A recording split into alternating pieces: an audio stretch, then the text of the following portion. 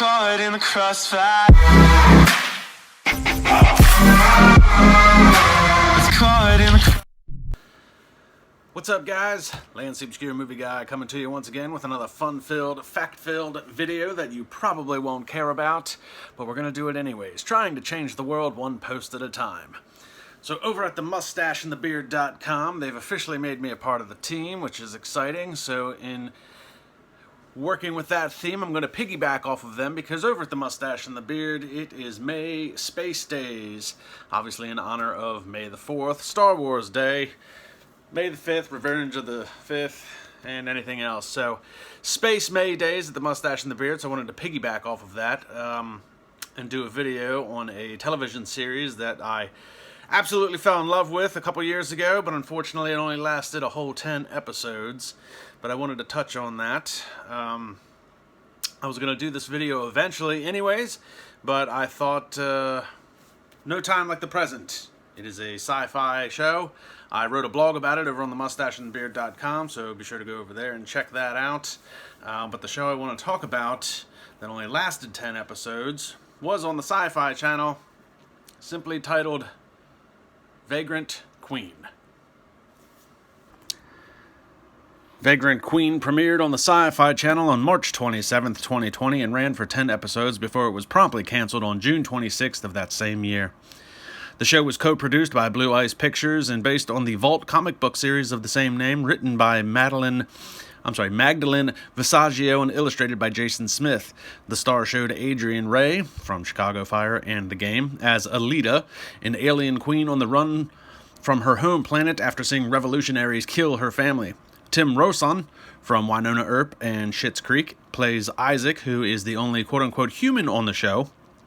Lost in space during a space mission gone wrong, he's trying to get back home to his wife and his newborn son. And Alex McGregor from Blood Drive and Cape Town played Amay Rayleigh, who would end up being Alita's love interest. And finally, Paul Dutoit from Tremors, A Cold Day in Hell, as Commander Ori Lazaro, who was commissioned with bringing Alita home, but ultimately sought the throne for himself.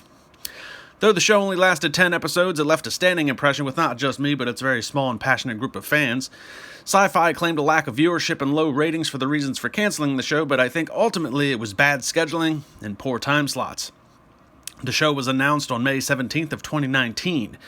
They also announced Tim Rozon, Adriyan Ray, and Paul Dutoit as the main cast members at the same time. In July 2019, principal photography started filming in South Africa, and on September 23rd, SyFY released a teaser trailer for the show. However, as stated earlier, the show didn't air until March 27th of 2020, nearly 7 months after the trailer first aired. This probably didn't do much to help the promotion of the show. And then there was the issue of the time slots. It premiered on a Friday night at 10 p.m., which on the big three networks, ABC, NBC, and CBS, is a dead time slot.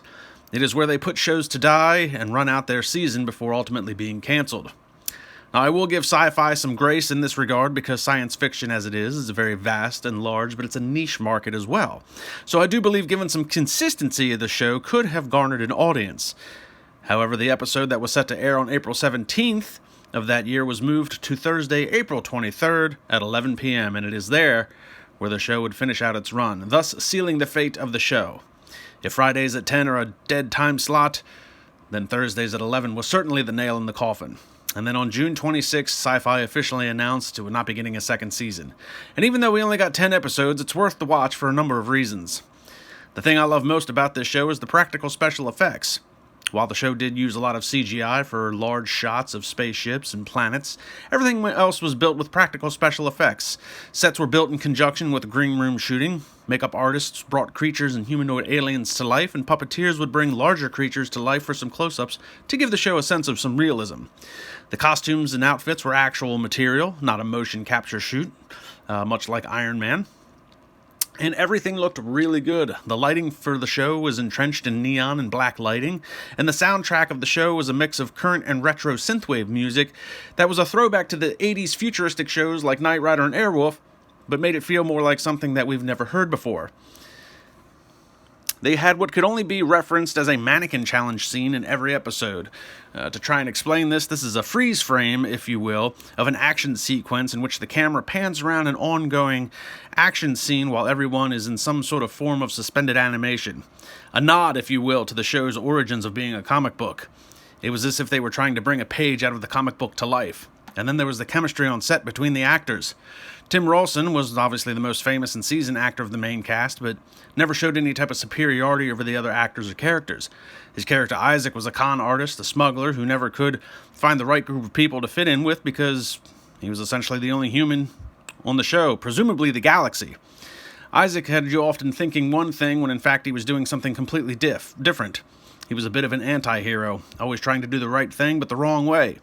Adriyan Ray as Alita was a pleasant surprise. Adriyan Ray does not have a lot of acting credits to her name and hasn't been in the game very long, but she came off as a true professional and seasoned veteran of the art. Alita was a bit guarded and trusted no one, making her money as a treasure hunter and never having to stay in the same place for very long. She befriends Isaac almost unwillingly as he tries to con her out of a ship. Alex McGregor was another surprise. Again, she too does not have a lot of acting credits to her name and is a bit of an unknown. And she was cast months after Tim, Adrian, and Paul were announced and principal photography had already started shooting. But the lack of time she had to prepare never came across on screen. Alex would play Amay Raleigh, who would become the ship's mechanic and Alita's love interest, and she played the part perfectly. Strong-willed as a mechanic and an independent quote-unquote woman, she played the part with an innocence and naivety when it came to her feelings for Alita. And finally, Paul Dutua as Commander Ori Lazaro would go on to be Grand Supreme Leader of Alita's planet. Paul played the character with just the right amount of intensity and enthusiasm to keep the character just on the edge of going over the top. Just the right amount of seriousness with a splash of comedic styling to show the character took himself more seriously than the other characters on the show and as well as the audience. All in all, it's one of those shows that had an underlining charm that will allow it to live on as a cult favorite, much like Firefly or The Adventures of Briscoe County Jr.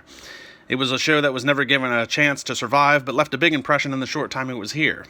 Sadly, SyFY seems to be struggling a bit here lately as a TV channel. The last couple of seasons, they have killed off a lot of good shows, Wynonna Earp, Krypton, Vagrant Queen, just to name a few. Hopefully, it is not a foreshadowing of things to come. So there you have it. A quick look at the short-lived series Vagrant Queen, and here in the series in Rearview. And it is a shame. SyFY's got a lot of good shows that they don't put enough emphasis on. And as I said, SyFY in and of itself is a very vast market, but it's also very niche. It does not connect well with a lot of the mainstream stuff. But luckily, I think my generation, more and more people are getting into science fiction as a whole, not just in Star Trek or Star Wars, but some of the other lesser-known things.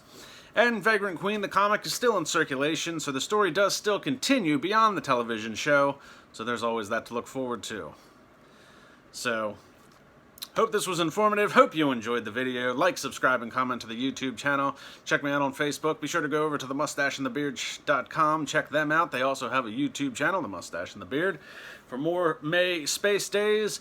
And I will catch you guys in the next video.